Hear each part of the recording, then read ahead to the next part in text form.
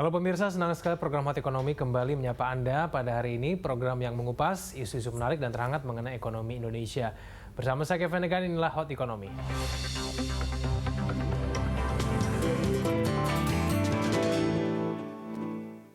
Pemirsa, indeks harga konsumen Indonesia tercatat mengalami inflasi sebesar 0,69% secara bulanan pada Juni 2017. Besaran inflasi tersebut berada di atas prediksi inflasi pemerintah dan Bank Indonesia, masing-masing sebesar 0,5% dan inflasi pada bulan Juni 2016 yang tercatat 0,66%. Badan Pusat Statistik mencatat inflasi Juni 2017 sebesar 0,69%. Angka ini di atas ekspektasi sebagian besar ekonom sebesar 0,55% hingga 0,6%. Angka itu juga lebih tinggi dibanding inflasi Juni tahun lalu yang tercatat sebesar 0,66%. Dengan perkembangan tersebut, inflasi tahun kalender Januari-Juni 2017 mencapai 2,38% dan inflasi tahunan Juni 2017 mencapai 4,37% year on year. Kepala Badan Pusat Statistik Suharyanto menjelaskan inflasi pada Juni terutama didorong oleh adanya penyesuaian pada tarif listrik serta kenaikan tarif angkutan udara dan angkutan antar kota. Sementara itu, harga bahan pangan yang biasanya menjadi penyumbang utama selama bulan Ramadan relatif terkendali. Menurut Suharyanto, pengaruh bulan Ramadan tahun ini tergambar pada inflasi Mei dan Juni. Dengan besaran inflasi pada Juni, maka inflasi pada bulan Ramadan tahun ini tercatat sebesar 1,08%. Perkembangan harga berbagai komoditas pada bulan Juni 2017 secara umum menunjukkan ada kenaikan. Berdasarkan pemantauan BPS di 82 kota, pada bulan Juni 2017 terjadi inflasi sebesar 0,69%. Jadi inflasi bulan Juni 2017 sebesar 0,69%. Dengan posisi ini berarti inflasi tahun kalender 2017 dari Januari, inflasi tahun kalender 2017 adalah 2,38%, sementara inflasi Y on Y tahun ke tahun dari bulan Juni 2017 ke bulan Juni 2016 sebesar 4,37%. Dari 82 kota IHK yang dimonitor oleh BPS, 79 kota mengalami inflasi dan 3 kota mengalami deflasi. Inflasi yang tertinggi itu terjadi di Tual, angkanya agak tinggi, yaitu 4,48%. Sementara inflasi terendah terjadi di Merauke 0,12%. Deflasi terjadi di 3 kota. Deflasi tertinggi terjadi di Singaraja minus 0,64%. Sementara deflasi terendah terjadi di Denpasar yaitu minus 0,01%. Sebelumnya, pemerintah dan Bank Indonesia meramal angka inflasi pada Juni ini akan berada di kisaran 0,5%. Rendahnya proyeksi tersebut seiring lebih terkendalinya harga pangan pada bulan Ramadan dan Hari Raya Idul Fitri tahun ini. Felmi Laobela, Indar Mawan, Berita 1, Jakarta. Stabilitas harga pangan perlu dikawal secara benar menyusul pentingnya menjaga pasokan dan harga yang terjangkau di pasaran. Catatan inflasi Juni 2017 yang bertepatan dengan bulan Ramadan dan Hari Raya Idul Fitri tidak merekam bahwa kenaikan harga pangan menjadi faktor utama pemicu inflasi. Nah, apakah kebijakan pangan nasional kita sudah tepat atau masihkah bersifat temporer dan perlu perbaikan pada berbagai bidang? Kita akan membahasnya bersama dengan Direktur Komisi Pengawasan Persaingan Usaha atau KPPU, Taufik Arianto Arsa, dan juga ada Ekonom Indef, Bima Yudhistira. Pak Taufik dan juga Mas Bima, selamat malam. Terima kasih telah hadir bersama kami.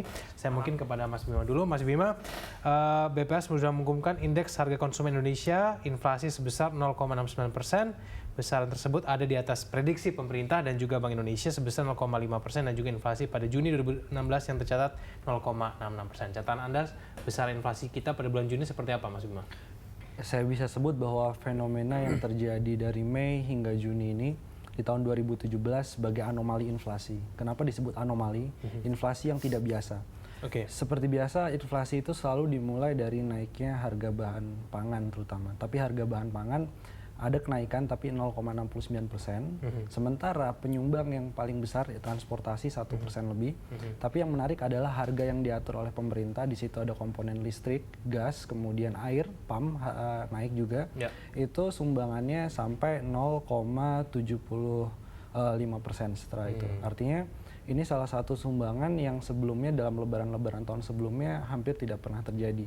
Ya, ini kalau kita lihat memang adanya kenaikan tarif listrik yang dimulai dari bulan Januari itu berkali-kali naik, bukan dinaikkan ya, disesuaikan untuk golongan 900 VA. Itu ternyata dampaknya masih dirasakan terus sampai bulan Juni. Bahkan diprediksi sampai bulan Juli pun masih akan ada sumbangan dari komponen listrik maupun dari air ini yang baru itu.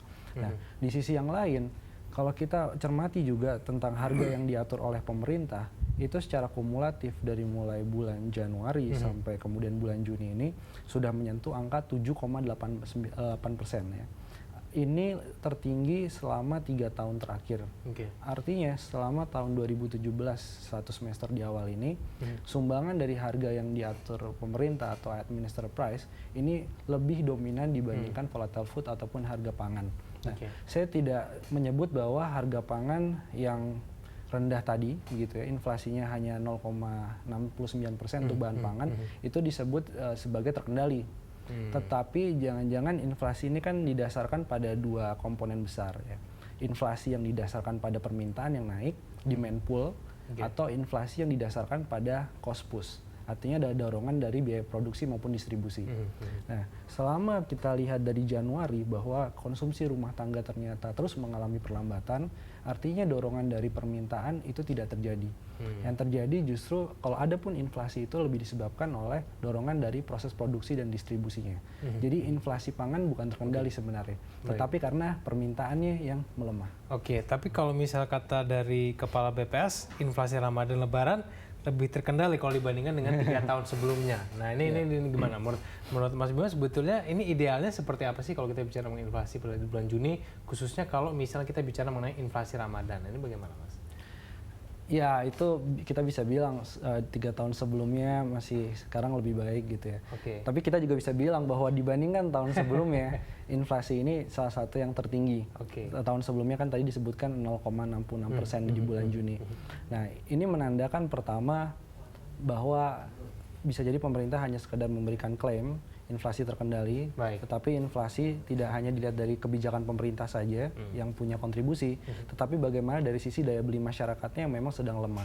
Dan yang kedua, kalau kita perhatikan juga inflasi yang tadi sedikit rendah begitu ya di bulan Juni, kalau dibandingkan katanya 3 tahun sebelumnya bisa lebih tinggi, maka menjadi pertanyaan juga kebijakan-kebijakan untuk mengendalikan harga pangan, harga eceran tertinggi maupun satgas pangan, kalau kita lihat ini belum terlalu efektif untuk mengendalikan harga karena sifatnya kebijakan-kebijakan ini baru keluar sekitar 1-2 bulan menjelang Lebaran. Ini kita sebut sebagai kebijakan yang kagetan, sporadis, ya, dan ya gerudak-geruduk sana sini. Nanti bisa dijelaskan oleh Pak Taufik saya kira. Pak Taufik, ternyata penyumbang inflasi kita bukan makanan begitu ya, tapi ternyata kemudian ada TDL dan juga PAM tadi kalau kata Mas Bima. Kalau dari KPPU sendiri menyikapi mengenai angka inflasi Juni ini seperti apa Pak? Ya, jadi pertama-tama dulu kita pernah ada kajian yang meneliti pola yang kita sebut sebagai inflasi musiman. Khususnya ketika masuk periode Ramadan. Dulu kan kita Ramadan, Natal tuh mepet ya, kita pelajari. Dan memang temuan kita adalah inflasi musiman di Indonesia saat-saat Ramadan itu berbeda dengan negara muslim lain. Singapura, Malaysia, Brunei. Di sana gejolak harganya masih relatif normal, kecuali di Indonesia. Mungkin ini yang menjadi semacam latar belakang buat pemerintah untuk kira-kira mendobrak ya. Karena ada semacam kesadaran bahwa kalau masuk bulan puasa saatnya kita naikin harga nih, ya saatnya ngambil untung nih, gitu kan kurang lebih ya di mata para pedagang. Dan kebetulan ini klop, kalau boleh saya bilang klop dengan fokus KPPU yang sejak 2015 tuh kita fokus ke salah satu fokus kita ke komoditi pangan. Terbukti kami di KPPU sudah melakukan investigasi sampai pemutusan perkara untuk kasus importasi bawang putih dulu tuh di 2015. kemudian juga baru-baru ini kartel daging sapi. Ya, jadi semua itu tentang komoditi pangan. Dan memang kami juga sudah memberikan beberapa saran pertimbangan kepada pemerintah bagaimana menata tata niaga distribusi khususnya ya untuk beberapa komoditi pangan.